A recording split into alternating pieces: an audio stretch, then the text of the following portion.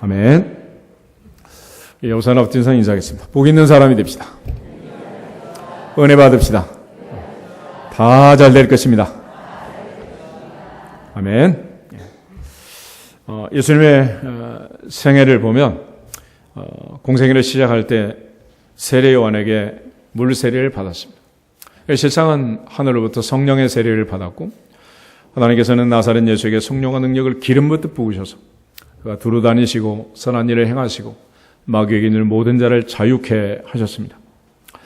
예수님께서 성령에게 이끌리고 성령 충만을 받는 그 요단강의 세례를 기점으로 해서 예수님의 인생은 29세와 30세 이후가 완전 달라지게 됩니다. 특별히 성령에 이끌려 이제 광야로 가서 40일 금식기도 하셨습니다. 사탄은 에덴에서부터 아담과 하와를 유혹했고 선악과를 먹도록, 그리고 에덴에서 쫓겨나도록 추방을 시켰습니다. 육신의 정욕, 안목의 정욕, 이생의 자랑에 속아서 자기 욕심에 끌려 미혹되어서 하나님의 명령에 불순종함으로 결국 낙원을 상실하고 말았습니다. 그러나 예수께서는 기록된 말씀으로 사탄을 물리치고 세 번씩 거듭내는 사탄의 시험에서 승리하시고 기록된 말씀으로 사탄을 이겼습니다. 우리 모두가 다 성령 충만하시기를 축복합니다. 또 하나님의 말씀으로 무장해서 영적 전쟁에서 늘 승리하기를 주님의 이름으로 축원합니다. 그때로부터 예수님께서 이제 말씀을 가르치시고 많은 기사와 표적과 능력을 행하기 시작합니다. 예수님의 공생의 초기를 보면 수없이 많은 기사와 표적과 능력이 나타나고 기적들이 나타나고 심지어 예수님을 왕으로 옹립하려는 그런 움직임이 일어나게 됩니다. 그래서 주님께서는 그때마다 침묵하시고 기도하시고 그리고 더욱더 하나님 앞에 겸손하게 자기를 낮추시고 주님은 하나님의 뜻을 따라 사명을 감당합니다. 우리에게 인생의 위기가 온다면 그 위기는 인생이 꼬이고 힘들고 어려울 때가 아니라 오히려 잘 되고 형통할 때, 내려갈 때가 아니라 올라갈 때, 인기가 없을 때가 아니라 인기가 올라가고 모든 사람이 관심을 그때가 바로 위기라는 것입니다. 그래서 성경은 교만한 자를 물리치고 겸손한 자에게 더욱 큰 은혜를 주신다라고 말했습니다. 하나님이 은혜를 주실수록 더욱 겸손하고 그 약속대로 더 큰 은혜를 누릴 수 있도록 더욱더 겸손하고 하나님께 영광을 돌릴 수 있기를 주 이름으로 축복합니다. 예수님의 그 많은 기사와 표적과 능력, 그래서 예수님의 사역을 보면 수면 위에는 항상 많은 기적들이, 기사와 표적이 넘쳐났습니다. 그러나 사역의 수면 아래를 보면 항상 예수님은 기도하셨어요. 새벽 미명 이른 아침 기도하시고 새벽부터 찾아오는 그 많은 사람들 밤늦게까지 사역을 하며 고치셨습니다. 그러나 주님은 늘 아버지 하나님 앞에 기도하셨고 특별히 십자가의 고난, 죽음이 닥쳐올 때는 나의 원대로 마시고 아버지 원대로 하옵소서. 끊임없이 기도하며 마지막 십자가 위에서 운명할 때까지 기도의 줄을 놓지 않았습니다. 우리 모두가 다 야곱의 말씀처럼 너희 중에 고난 당하는 자가 있느냐 저는 기도할 것이요 즐거워하는 자가 있느냐 저는 찬송할지니라 하신 말씀처럼 주님을 향한 기도의 줄을, 찬송의 줄을 놓지 않기를 주 이름으로 축복합니다. 동시에 예수님의 생애에 있어서 가장 이제 이해하기 어려운 두 가지가 바로 십자가의 고난과 부활이라는 것입니다. 어찌 보면 고난이라는 것은, 그리고 찾아오는 죽음이라는 것은 오히려 이해하기는 쉽습니다. 왜냐하면 고통을 당하고 채찍에 맞고 그런 죽는 건 당연하지 않겠어요. 그러나 단 한 가지 십자가의 고난의 신비는 죄 없는 그분이 왜 고통을 당하셨느냐 하는 거예요. 그가 상함은, 그가 찔림은 우리의 죄악 때문이고 우리의 허물 때문이다. 그가 채찍에 맞음으로 우리가 나음을 입었도다. 우리 머리는 다 양 같아서 각기 제 길로 갔지만 여호와께서는 우리 무리의 죄악을 그에게 담당시키셨다. 이사야는 대속의 은혜를 기록했고 예수님이 이 땅에 자기 목숨을 대속물로 주려고 오셨고 죄 없는 그분이 십자가에 죽으심으로 우리에게 구원의 길, 영생의 길을 열어주셨습니다. 그 끝없는 아픔과 고통, 처절한 절규 속에 주님은 십자가에서 운명하셨습니다. 그러나 예수님의 생애에서 가장 이제 믿기 어려운 사건, 그는 부활이라는 부활. 왜냐하면 부활은 우리의 생애에서 우리가 경험할 수 있는 일들이 아닙니다. 앞집에서도 할머니가 죽었다가 다시 깨어나시고, 뒷집에서도 할아버지가 돌아가셨다 다시 일어나시고, 병원에서도 영안실에서 사람이 일어나고, 이런 일이 비일비재하다면 우리 부활에 대해서 믿는 게 그렇게 어렵지 않을 것입니다. 그렇지만 부활은 성경에 기록된 역사를 봐도 그렇게 흔치 않는 사건이라. 그래서 우리가 믿음으로 산다는 것, 그 믿음 속에 들어가는 가장 중요한 키포인트 중에 하나는 부활을 믿는 것입니다. 기독교 핵심은 부활이고 기독교 신앙은 부활 신앙이라. 오늘 주님께서 십자가에 돌아가시고 부활하셨다 하는 이 사실이 믿어지시기를 주 이름으로 축복합니다. 너희가 그 은혜에 의하여 믿음으로 말미암아 구원을 얻었나니 이것이 너희에게서 난 것이 아니요 하나님의 선물이다 그랬습니다. 다시 말하면 이것은 내가 믿을 수 있는 사건이 아니고 하나님의 은혜로 믿어지는 것이다. 성경을 보면 죽음을 보지 않고 하늘로 올라간 사람도 있습니다. 창세기 5장에 에녹이 있죠. 에녹은 65세에 무드셀라를 낳았고, 무드셀라를 낳은 후 300년 동안 하나님과 동행했고 하나님이 그를 데려가심으로 세상에 있지 않았습니다. 또 열왕기하에 보면 선지자 엘리야가 하나님의 부르심을 받아서 회리바람을 타고 하늘로 올라갔습니다. 죽음을 맛보지 않고 하늘로 그대로 올라간 거예요. 그런데 성경에 이제 죽었다가 살아난 사건이 몇 건 있기는 있어요. 첫 번째는 이제 엘리야 당시에 하나님께서 디셉 사람 엘리야를 불러서 골짜기로 보냅니다. 그리 시냇가로 보내서 아침 저녁 까마귀가 갖다주는 떡과 고기를 먹고 시냇물을 마시고 살게 됩니다. 그런데 일정 기간이 지나다 시냇물이 이제 마르고 더 이상 이제 그곳에 있을 수가 없어서 하나님께서 사르밧의 과부 집으로 보냈습니다. 어쩌면 기대감을 가지고 갔을지도 몰라요. 근데 가서 보니 상황은 더 기가 막힌 상황이에요. 사르밧 과부가 아들과 더불어서 나뭇가지를 줍고 있습니다. 통에 가루 조금 남아있고 병에 기름 조금 남아있는데 마지막 떡을 만들어 먹고 이제 죽음을 준비하고 있는 거예요. 그런데 선지자 예사야가 그걸 보고서 내가 배가 고프니 먼저 나한테 가져와라. 나중에 얘네 해먹고 가져오라는 거예요. 벼룩이 간을 빼먹는 거죠. 그런데 놀라운 일은 사르밧 과부가 순종을 합니다. 그리고 선지자 이사야가 그 떡을 먹고 난 이후로 가뭄이 끝날 때까지 통에 가루가 떨어지지 않았고 병에 기름이 마르지 아니하였느니라. 그 기가 막힌 상황이 벌어져요. 그런데 어느 날 그 과부의 아들이 갑자기 세상을 떠납니다. 그래서 엘리야가 이렇게 말해요. 아니 도대체 당신 누구냐? 왜 내 집에 와서 이렇게 내 허물이 생각나게 하고 내 아들이 죽게 하는 이런 기가 막힌 일을 만들어내느냐. 세상 말로 당신 만나서 내 가정이 내 인생이 지금 엉망이라네. 엉망. 우리가 세상 사람들 그러잖아. 만나서 좋은 사람도 있고 만나서 안 좋은 사람도 있고 어떤 사람 만나서 잘 되는 경우도 있고 어떤 사람 만난 이후로 인생이 꼬이는 경우도 있고. 근데 지금 엘리야를 만나가지고 이 사르밧 과부가 아들이 죽는 비운을 겪는 거예요. 그 말을 들으니 엘리야가 또 얼마나 가슴이 아파요. 그래서 하나님 앞에 통곡을 하고 기도를 합니다. 어찌하여 내가 거하는 집 이 과부의 아들을 데려가셨습니까? 그리고 하나님 앞에 세 번씩 이제 기도하는데 하나님께서 놀랍게 그 아이를 살려주셨습니다. 그리고 나서 사르밧 여인이 고백하는 고백이 있어요. 우리 열왕기 상 17장 마지막 절 한번 보겠습니다. 열왕기상 17장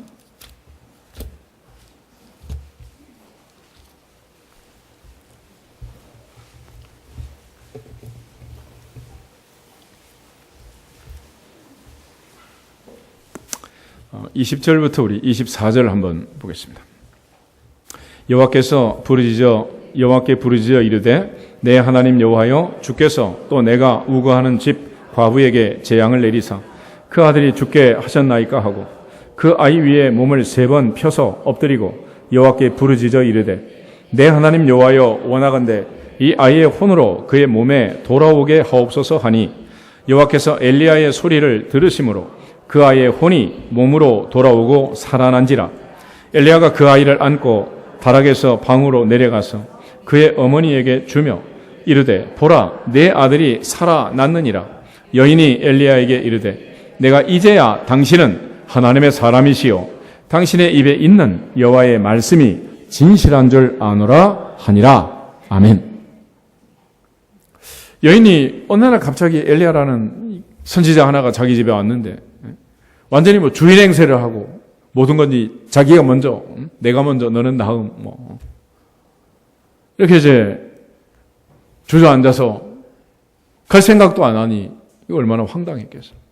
그런데 아이가 죽고 살리는 이 과정에서 여인에게 하나님께서 깨달음과 확신을 주시는 거예요.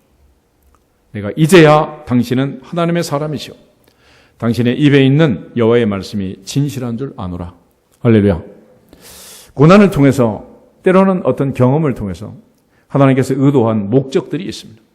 오늘 그 많은 기사와 표적과 능력을 성경이 기록하고 있는데 이것들은 결국 한 사람 한 사람 이 말씀을 읽고 듣는 우리 모두에게 은혜 주시려고 믿음 주시려고 기록한 내용인 줄로 믿습니다. 열왕기하 4장에도 보면 두 번째 사건이 있는데 하나님께서 엘리야의 후계자 엘리사를 통해서 수넴 여인의 아들을 살리는 기적이 기록이 되어 있습니다. 엘리사가 게하시와 더불어서 이제 늘 지나가는 길목에 수넴 여인이 살고 있었는데 선지자를 늘 자기 집으로 모셔다가 대접을 하고 식사 제공을 하고 때로는 잠자리도 제공하고 이렇게 쉬어가도록 했다. 나중에는 남편에게 이제 얘기를 해서 아예 방을 한 칸 다락방을 마련하고 거기 서재를 꾸미고 침대를 집어넣고 책상을 놓고 이렇게 해서 안식처를 제공을 했어요. 게하시를 통해서 엘리사가 이 집에 도대체 바라는 게 뭔지 한번 찾아봐라 그랬어요. 보니 뭐 특별히 대가성이 있는 건 아닌 것 같아. 그런데 단 한 가지, 아이가 우는 소리가 들리지 않습니다. 남편은 늙었고 여인은 아이를 낳지 못하는 애가 없는 그런 집안이었어요. 그래서 엘리사가 내년 이맘때에는 애가 있을 거다 그랬습니다. 무슨 말씀을 그렇게 하십니까? 그러면서 이제 농담으로 알아들었는데 결국 1년 있다가 이제 애를 낳은 거예요. 근데 애가 태어났는데 이게 뭐 얼마나 금이야 오기야 그러겠어요. 그래서 이제 들에서 일을 하는데 애를 논두렁 밭두렁에 눕혀놓고 이제 추수를 하는 과정에서 아마 땡볕이 내리쬐니까 애가 아이고 머리야 그러면서 일사병이 걸린 것 같아. 애가 이제 죽었어요. 그래서 수넴 여인이 아이를 엘리사의 방에 침대에 눕혀놓고 달리기 시작합니다. 남편이 놀래가지고 오늘 초하루도 아니고 안식일도 아니고 월삭도 아니고 뭐 예배 드린 날도 아닌데 왜 선지자를 찾아가냐? 그래. 남편들은 늘 그러잖아. 그지? 예배 시간도 아닌데 주일날도 아닌데 왜 교회를 자꾸 가냐? 그런데 지금 평안이다. 그리고 이제 뛰어가서 이제 만나게 됩니다. 그때 하나님의 사람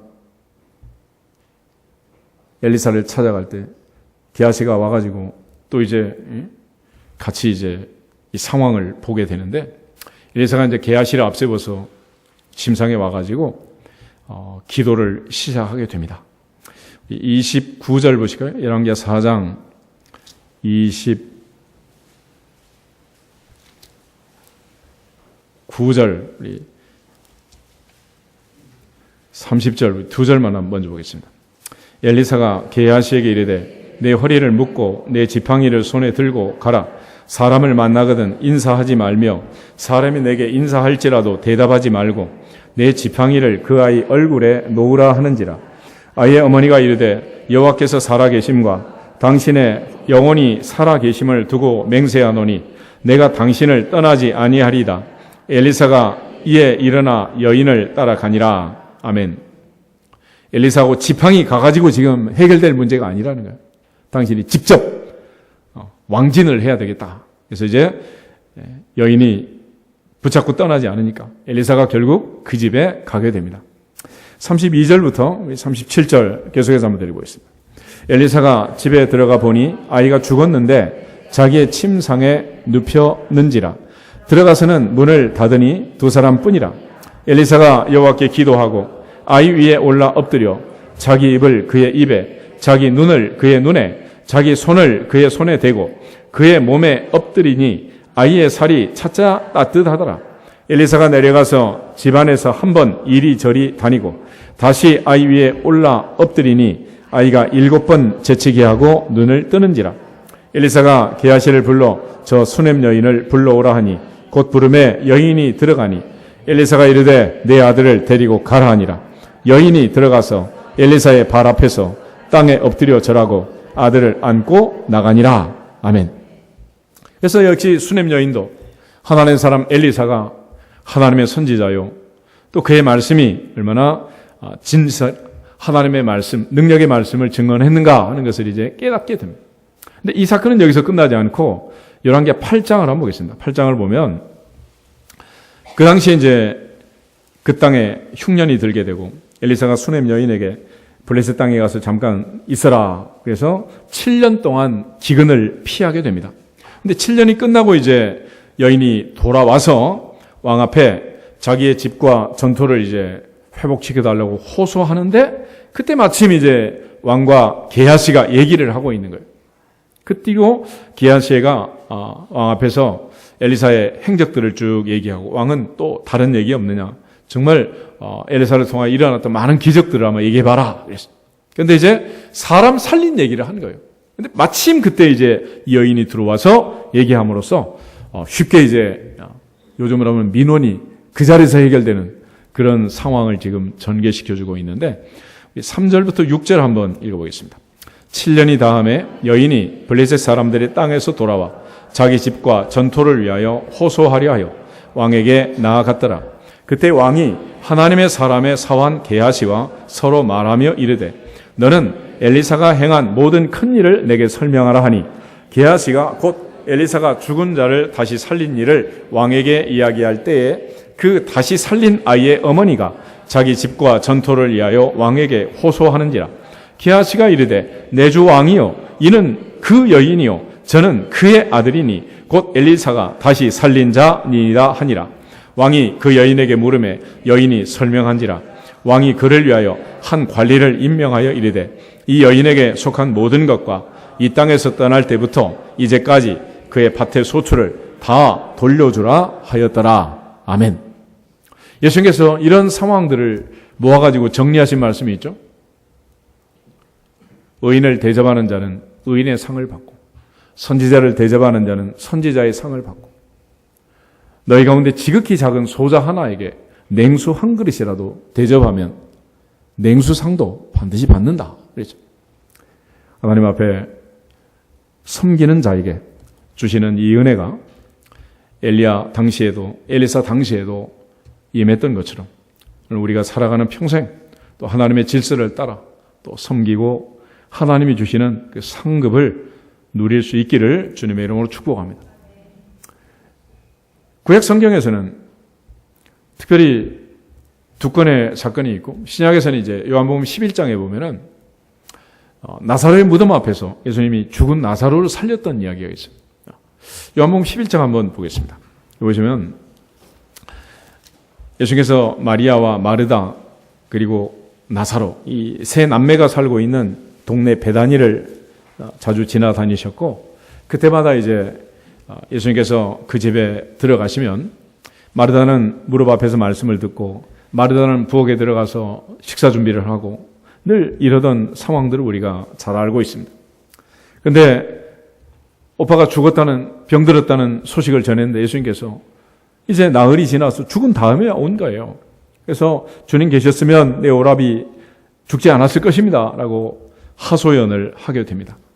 그때 예수님께서 마르다에게 하시는 말씀, 내 오라비가 다시 산다. 그래서 마지막 부활 때야 다시 살겠지요. 그랬습니다.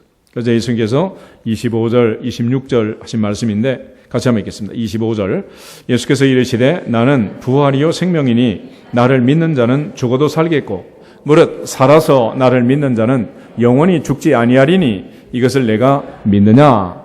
아멘. 예수님 말씀은 지금 산다. 걱정하지 마라. 그런데 마르다의 믿음은 마지막 부활 때는 살 줄로 믿습니다. 이런 고백을 하는 거죠. 그래서 예수님께서 이제 어디 두었느냐? 그래서 이제 무덤으로 가게 됩니다. 무덤에 가니 많은 사람들이 따라가게 되고 예수님께서 이제 무덤 앞에서 하신 세 가지 명령이 나와 있는데 그중에 39절 보면 예수께서 이르시되 뭐를 옮겨라? 돌을 옮겨라. 돌을 옮겨라. 그러자 죽은 자의 누이 마르다가 말하기를 주여 죽은 지가 나흘이 되었음에 벌써 냄새가 나나이다. 그랬습니다. 예수님께서 돌을 옮길 줄 몰라서 그런 건 아니죠. 우리가 은혜 받는 데 있어서 제일 걸림돌이 되는 그 돌을 옮겨야 될 줄로 믿습니다. 그는 바로 내 생각, 나의 생각이 결국은 예수님의 능력을, 기적을, 은혜를 가로막는 거예요. 이 돌은 누가 옮겨야 된다? 내가 옮겨. 내가. 그래서 예수님께서 돌을 옮겨 놓으라. 그래요. 오늘도 하나님이 우리에게 은혜를 주시고 복을 주시고 또 새로운 달 9월이 되어서 하나님께서 얼마든지 또 놀라운 기사와 표적과 능력으로 우리에게 임하실 줄로 믿습니다. 그렇지만 그걸 가로막는 돌이 있단 말이에요. 이제는 하나님께 예배할 때마다 나를 부르시고 내 예배를 받으시는 하나님, 내 찬송을 기뻐하시고 내 기도를 듣기를 원하시고 내게 응답 주시고 내게 말씀하시는 그 하나님의 은혜가 있음을 믿고 오늘도 주님을 만나는 하나님 아버지의 말씀을 통해서 또 주의 은혜를 경험하는 주인공들이 되기를 주 이름으로 축복합니다. 결국 이 상황에서 이제 마르다가 선택할 것은 예수님의 말씀에 순종할 거냐, 냄새나는 시체를 보고 현실을 믿을 거냐, 양자택일을 해야 된다. 죽어서 냄새나는 오빠의 시체하고 예수님께서 살아난다고 말하는 그 말씀, 돌을 옮기라 하는 명령, 이 양자 사이에서 지금 이제 갈팡질팡하고 있는 거죠. 우리 현실은 언제나 그렇습니다. 이스라엘 백성들이 광야에 나왔을 때 눈을 들어 동서남북을 바라보면 보이는 것은 사막뿐이에요. 홍해바다 앞에 섰을 때도 앞에는 바다가 넘실대고 뒤에는 바로의 기병대가 추격을 합니다. 도망갈 자리는 없어요. 현실을 본 이스라엘 백성들은 애굽에 매장지가 없어서 우리를 끌고 나왔느냐, 어찌하여 우리를 이곳에 죽게 하느냐, 아우성을 칩니다. 결국 그 상황, 현실, 그 판세대로 그들이 죽었느냐. 모세는 눈에 보이는 걸 보지 않고 하나님께 엎드려 기도하게 됩니다. 하나님께 기도했고 하나님께서는 이제 기도 그만해라. 네가 명령하고 네가 선포해라. 그래서 홍해바다를 가르고 마른 땅처럼 건너고 바다에 길이 난 줄로 믿습니다. 우리가 눈에 보이는 현실, 그 현상을 바라보고 있으면 이게 해결이 되겠습니까?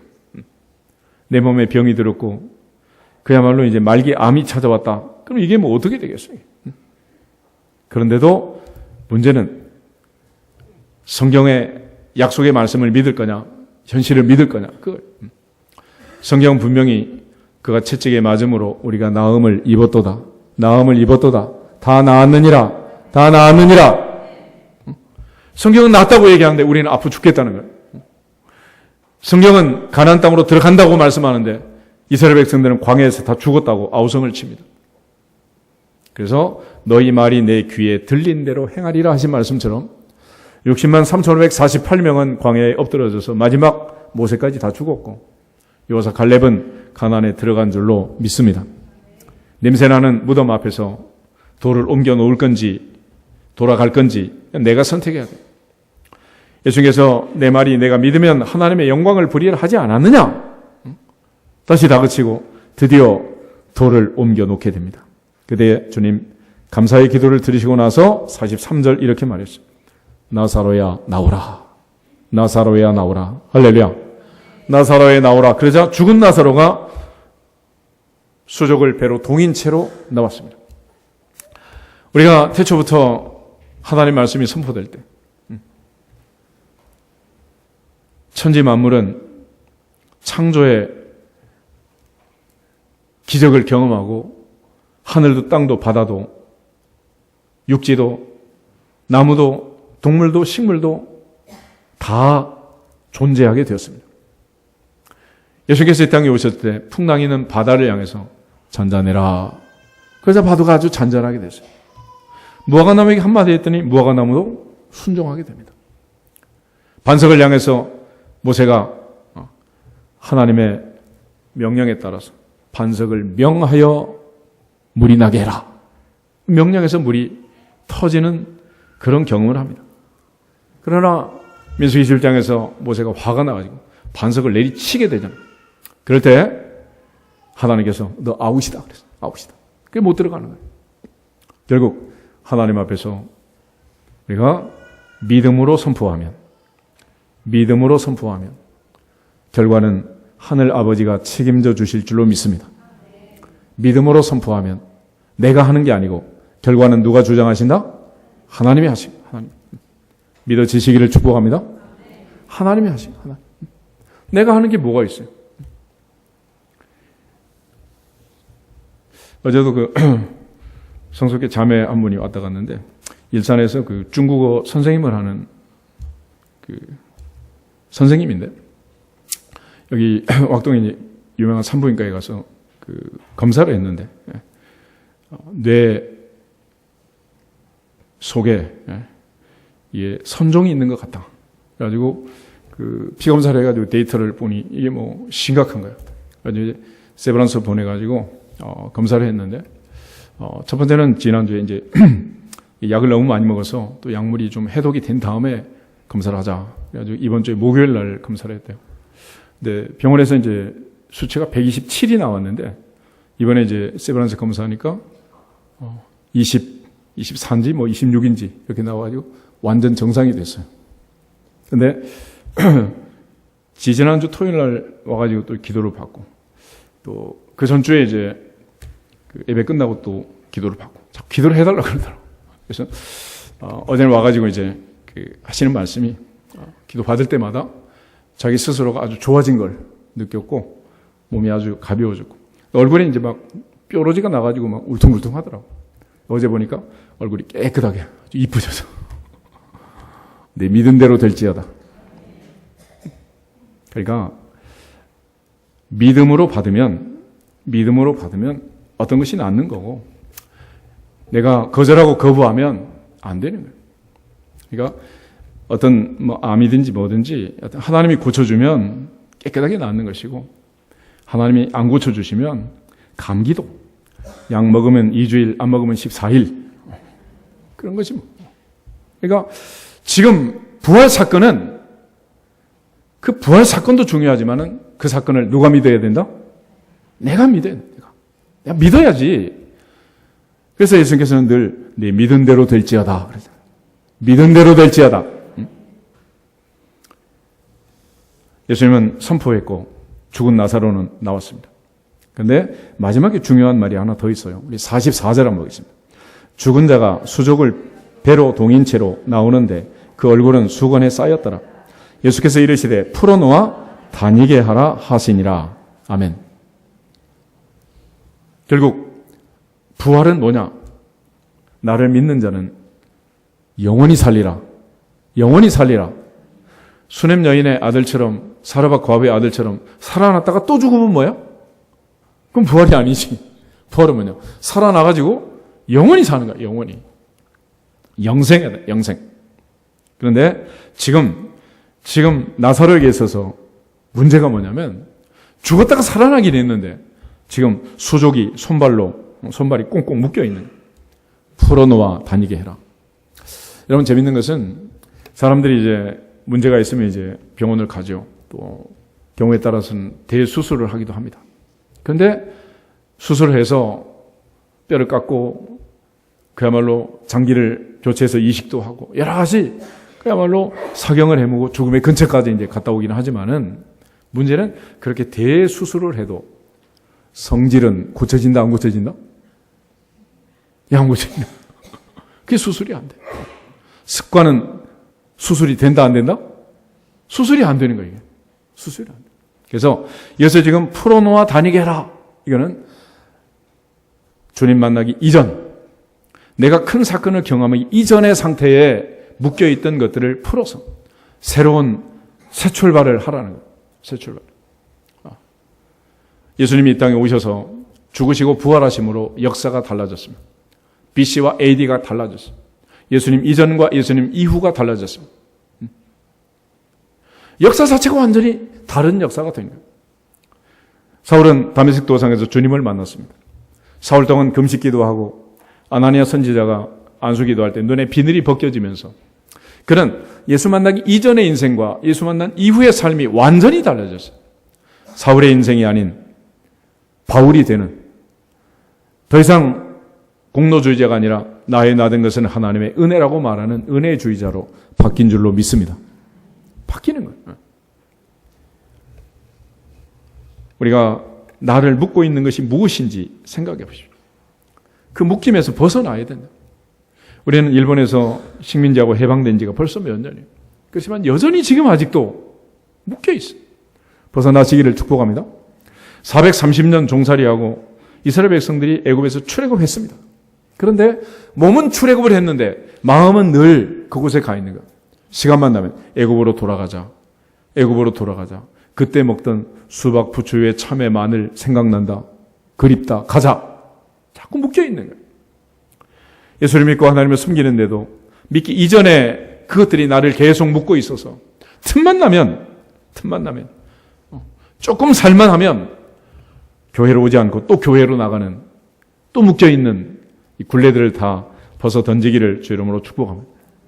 어떤 사람은 물질에 묶여있고, 어떤 사람은 자식에 묶여있고, 어떤 사람은 환경에 묶여있고, 어떤 사람은 자기 생각에 묶여있고, 계속 묶여있는 거예요. 묶여있어.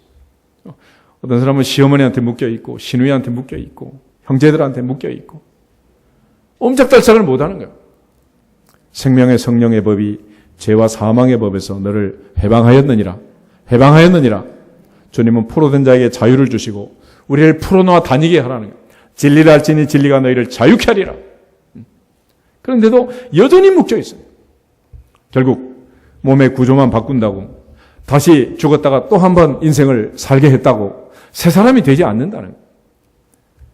주님 나사로를 살리신 다음에 다시 말씀합니다. 풀어놓아 다니게 해라. 그를 묶고 있는 습관들, 관습들, 생각들, 여러 가지 잘못된 버릇들, 먹고 마시고 앉고 눕고 일어나는 습관들, 여기서부터 벗어나시기를 주 이름으로 축복합니다. 그래서 의사가 수술을 해도 재발하는 경우가 있습니다. 재발하는 건 왜 재발하느냐?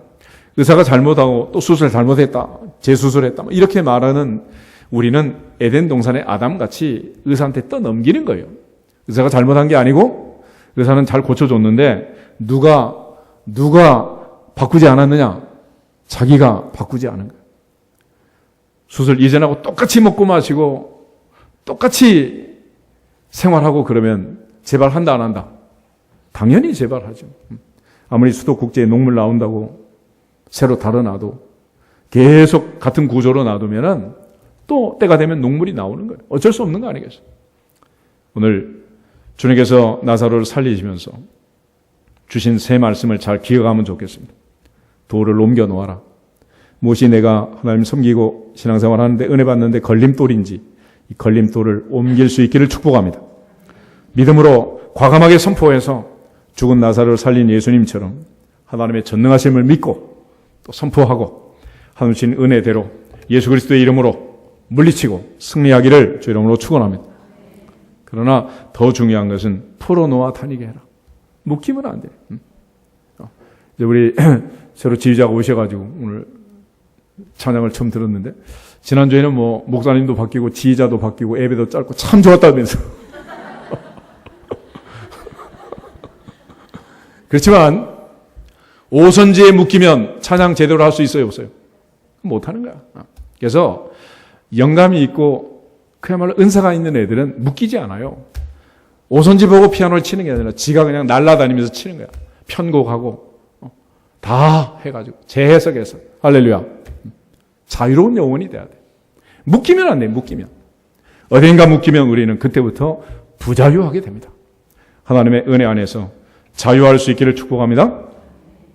오늘 요한복음 19장 이제 보시면 예수님께서 부활하시고 우리에게 하신 몇 마디 말씀들이 있어요.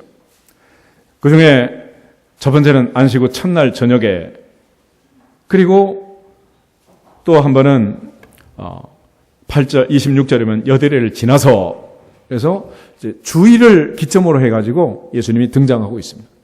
그래서 오늘 우리는 주일날 예배를 드려요. 예수님 부활하신 이후부터는 안식일을 지키는 게 아니라 안식 후 첫날. 할렐루야. 우선 인사하겠습니다. 주일 성수합시다.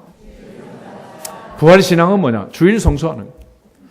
부활 주일만 부활 주일이 아니고 모든 주일이 부활 기념일이다. 할렐루야. 또 하나, 예수님께서 이제 부활하신 이후에 제자들은 두려워가지고 문을 꽁꽁 걸어 잠그고 있었습니다. 그런데 문제는 문이 닫혔는데 예수님이 들어오신 거야. 예수님의 몸은 부활체다. 죽기 전에 고기 덩어리 흙으로 만든 흙사람이 아니고 예수님의 몸은 부활체가 되어서 다쳤어도 들어오고 나가시고, 할렐루야. 또 그 몸으로 예수님은 구름 타고 하늘로 올라가신 거예요. 놀라운 주님의 몸을 이 땅에서 40일 동안 보여주셨습니다.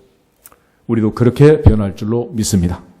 그래서 바울은 고린도 전서 15장에 가면 신령한 몸이라는 표현을 써요. 신령한 몸. 우리는 반드시 그 몸으로 바뀌게 될 줄로 믿습니다. 지금 입고 있는 이 육체는 반드시 살다 보면 노화를 겪게 돼 있고, 어딘가는 아프게 돼 있고, 어딘가는 고통스럽게 돼 있단 말이에요.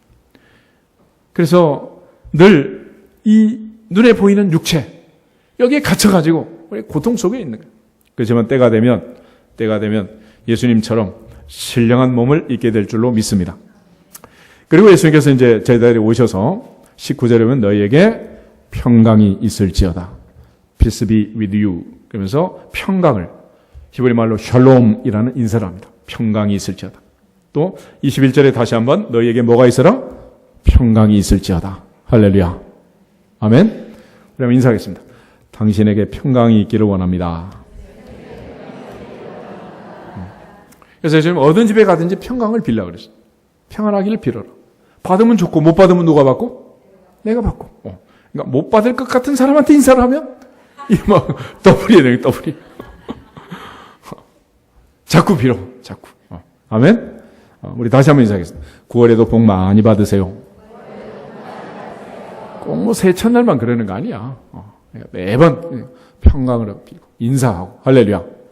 부활하신 주님이 우리에게 주신 교훈이야. 그래서 주님은 한 번 하지 않고 두 번씩이나 너희에게 평강이 있을지어다. 평강이 있을지어다. 할렐루야. 이처럼 예수께서 말씀하십니다. 그래서 바울은 모든 지각에 뛰어난 하나님의 평강이 그리스도 예수 안에서 너희 마음과 생각을 지키시리라. 그 다음에 이제 21절에 보면 예수님께서 아버지께서 나를 보내신 것 같이 나도 너희를 보내노라. 나는 너희를 보낸다. I send you가 아니라 I am sending you. 나는 너희를 보낸다. 현재 진행형으로 보내는. 누구 보고 가라는 거예요? 나보고 가라는 거예요. 나보고. 근데 우리는 항상 나는 안 가고 네가 가라 그러지. 네가 가라. 그래서 우리 이 말씀을 잘 들어보면 예수님께서 누가 가기를 원하시는 것 같아? 내가 가기를 원해. 근데 우리는 항상 네가 가라. 우리 같이 한번 더 인사하겠습니다. 당신이 가기를 원합니다.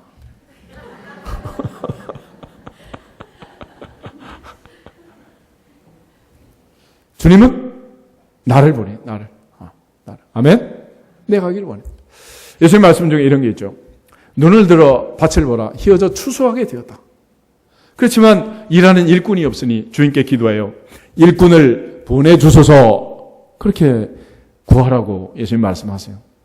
나무니 이 말씀을 들었는데 늘 기도가 잘 안 되는 거야. 왜냐하면 일꾼을 보내주소서. 그러면 들리는 소리는 네가 가라.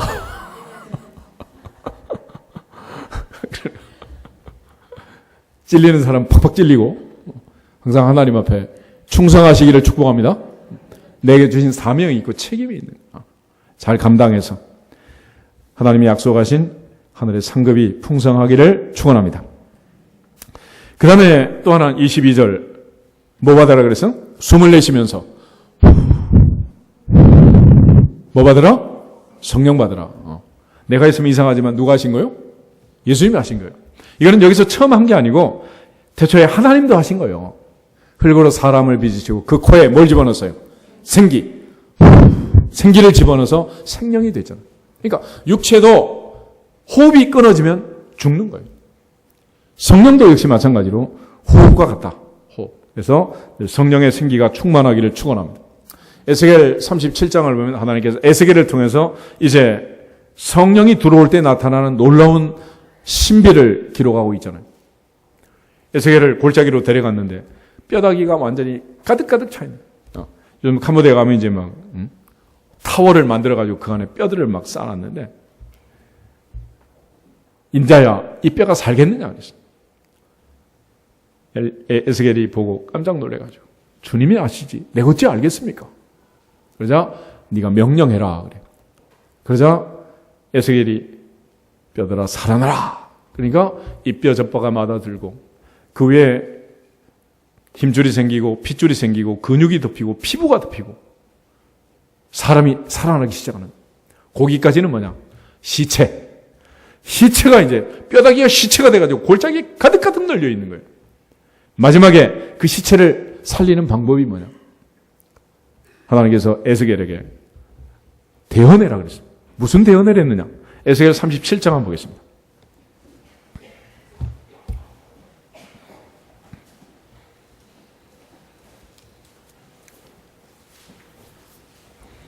(7절부터) (10절을) 보겠습니다. 7절에서 10절 가지겠습니다. 이에 내가 명령을 따라 대언하니 대언할 때에 소리가 나고 움직이며 이 뼈 저 뼈가 들어맞아 뼈들이 서로 연결되더라. 내가 또 보니 그 뼈에 힘줄이 생기고 살이 오르며 그 위에 가죽이 덮이나 그 속에 생기는 없더라. 또 내게 이르시되 인자야 너는 생기를 향하여 대언하라. 생기에게 대언하여 이르기를 주 여호와께서 이같이 말씀하시기를 생기야 사방에서부터 나와서 이 죽음을 당한 자에게 불어서 살아나게 하라 하셨다 하라. 이에 내가 그 명령대로 대언하였더니 생기가 그들에게 들어가매 그들이 곧 살아나서 일어나 서는데 극히 큰 군대더라. 아멘. 생기가 들어가니까 시체가 큰 군대가 되어 살아났다는 거예요. 다시 말하면 생기가 빠지면 사람은 뭐다? 시체라는 시체. 생기가 빠지면 시체야. 그런데 하나님의 사람들은 성령의 생기가 빠져나가면 그때는 육의 사람, 흙사람이다.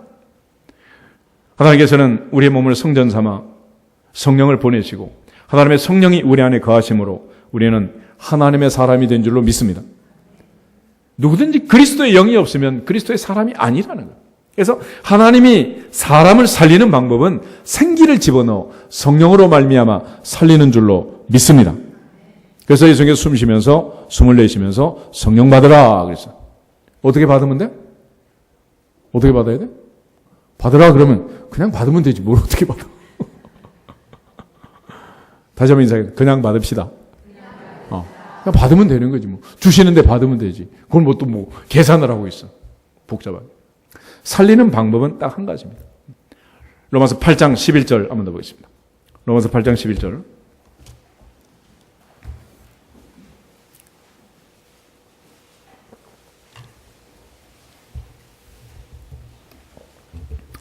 로마서 8장 11절 한 절만 가지겠습니다. 예수를 죽은 자 가운데서 살리신 이의 영이 너희 안에 거하시면 그리스도 예수를 죽은 자 가운데서 살리신 이가 너희 안에 거하시는 그의 영으로 말미암아 너희 죽을 몸도 살리시리라. 아멘. 예수님께서 우리를 살리는 방법, 하나님이 우리를 다시 살리는 방법은 하나님의 영, 성령으로 말미암아 성령의 능력으로 성령의 기름 부으심으로 성령으로 역사해서 살려내는 줄로 믿습니다. 그래서 예수님께서 제자들에게 마지막에 분부할 때 성령 받으라 그랬습니다. 왜 성령을 받아야 하느냐? 왜 성령을 받아야 하느냐? 그러면 예수님께서 우리에게 주신 사명은 증인하는 거예요. 증인. 오직 성령이 임하시면 너희가 권능을 받고 예루살렘과 온 유대와 사마리아 땅 끝까지 이르러 내 증인이 되어라 그랬습니다. 여덟해 지나서 예수님께서 이제 다시 오셔가지고 도마를 통해서 한마디 더 말씀하셨습니다. 제자들은 주님 만나고 얼마나 기뻤어요. 얼마나 기뻤냐고. 그런데 결석했던 도마는 믿지를 못한 거예요. 그래서 예수님께서 도마에게 특별히 말씀을 하십니다. 27절부터 29절을 보겠습니다. 도마에게 이르시되 내 손가락을 이리 내밀어 내 손을 보고 내 손을 내밀어 내 옆구리에 넣어보라. 그리하여 믿음 없는 자가 되지 말고 믿는 자가 되라. 도마가 대답하여 이르되 나의 주님이시요 나의 하나님이시니이다. 예수께서 이르시되 너는 나를 본고로 믿느냐? 보지 못하고 믿는 자들은 복되도다 하시니라. 아멘. 도마를 통해서 우리에게 마지막 주신 교훈은 믿음 없는 자 되지 말고 어떤 사람 되라? 믿는 자가 되라. 믿는 자가 되라. 이 믿음 속에는 부활이 들어가 있습니다. 부활. 그래서 기독교의 가장 큰 기적은 부활이고, 부활을 믿는다면 나머지 성경은 다 믿을 수가 있는 거예요. 예를 들어 아이들이 미적분을 잘 푸는 애가 있다면 더하기 빼기는 할까요? 못할까요? 그거야 뭐 누워서 떡 먹기지 뭐. 그러니까 부활이 믿어진다면 나머지는 다 믿어지는 거예요. 그런 의미에서 부활을 믿고 부활하신 주님을 믿고 그 부활 신앙을 갖는 믿음의 사람이 되기를 축복합니다. 다시 한번 인사하겠습니다. 믿는 자가 됩시다. 믿는 자가 됩시다. 부활 신앙을 가지라. 그런데 마지막 주님이 이렇게 부활하시고 제자들 특별히 도마로 하여금 결석했다가 책망받고 다시 한번 이렇게 권면받는 이 과정들을 통해서 예수님의 가장 큰 목적, 성경을 기록한 목적이 무엇인가? 30절, 31절 다시 한번 더 읽고 기도하겠습니다. 예수께서 제자들 앞에서 이 책에 기록되지 아니한 다른 표적도 많이 행하셨으나 오직 이것을 기록함은 너희로 예수께서 하나님의 아들 그리스도이심을 믿게 하려 함이요 또 너희로 믿고 그 이름을 힘입어 생명을 얻게 하려 함이니라. 아멘. 결국은 우리를 살리기 위해서, 나를 살리기 위해서, 내게 생명을 주시고 내게 영생을 주기 위해서 예수께서 이 땅에 오셔서 행하신 이 많은 기사와 표적과 능력을 행하시고 특별히 부활 사건을 기록하면서 부활의 이 모든 과정을 우리로 하여금 믿고 부활 신앙을 가지고 이 세상을 새롭게 새 출발하라고 주신 줄로 믿습니다. 그리스도 안에 있으면 새로운 피조물이라 이전 것은 지나갔으니 새 것이 되었다 그랬습니다. 결국 주님이 부활하시고 그 부활을 믿는 것. 바울이 갈라디아서 2장 20절에 고백한 것처럼 내가 그리스도와 함께 십자가에 못 박혔나니 그런즉 이제는 내가 사는 것이 아니오 오직 내 안에 그리스도께서 사시는 것이라. 이제 내가 육체 가운데 사는 것은 나를 사랑하사 나를 위하여 자기 자신을 버리신 하나님의 아들을 믿는 믿음 안에서 사는 것이다. 우리의 문제는 내가 죽지 않은 것입니다. 내가 살아있기에 주님이 살 수가 없는 거예요. 이제는 내가 죽고 내 안에 주님이 사는 진짜 크리스천의 삶을 회복할 수 있기를 축원합니다. 동시에 육체를 가지고 사는 것은 이제는 믿음으로 사는 거다. 전능하신 하나님을 믿고 부활의 능력을 믿고 부활 신앙을 가지고 살면 내 인생에도 마르다의 나사로의 삶에 오늘 부활이 있었던 것처럼 오늘도 부활이 있고 영원한 부활이 우리에게 펼쳐지게 될 줄로 믿습니다. 모사페의 요단강이 홍해바다가 갈라지고 요사페 여리고가 무너졌던 것처럼 내 인생의 홍해바다도 여리고도 무너지게 될 줄로 믿습니다. 성경에 있는 모든 기적들이 내 삶에 나타나게 될 줄로 믿습니다. 선지자의 생도의 아내가 남편 죽고 애 둘하고 빚쟁이가 되어서 팔려가게 생겼다. 그것을 빌려와라. 그리고 기름을 부어라 그랬습니다. 조금 빌리지 말고 빌릴 수 있을 만큼 다 빌려라. 엄마는 붓고 애들은 나르고 계속 하다가 어머니 그릇이 없습니다. 그러자 기름도 뚝 떨어졌다. 하나님 앞에서 이 성경에 나타난 이 어마어마한 부활의 기적이 내 삶에도 나타날 수 있도록 믿음으로 받아들이시고 부활의 능력이 기적이 기쁨이 충만하기를 주 이름으로 축원합니다. 성경은 이 많은 역사가 나타나 있는데 내 인생의 현실은 광야 세대처럼 동서남북에 휘말리는 모래 사막밖에 없다면 얼마나 슬픈 일이냐. 이제는 하나님의 은혜로 부활 신앙을 가지고 우리에게 이것을 기록하고 이것을 들려주는 목적은 예수께서 하나님의 아들 그리스도의 이름을 믿고 그 이름을 힘입어 생명을 얻게 하는 것이다. 할렐루야. 영원한 생명이 우리 속에 있어서 9월 한 달도 충만하시기를 주님의 이름으로 축복합니다. 다 같이 주 예수 그리스도의 이름으로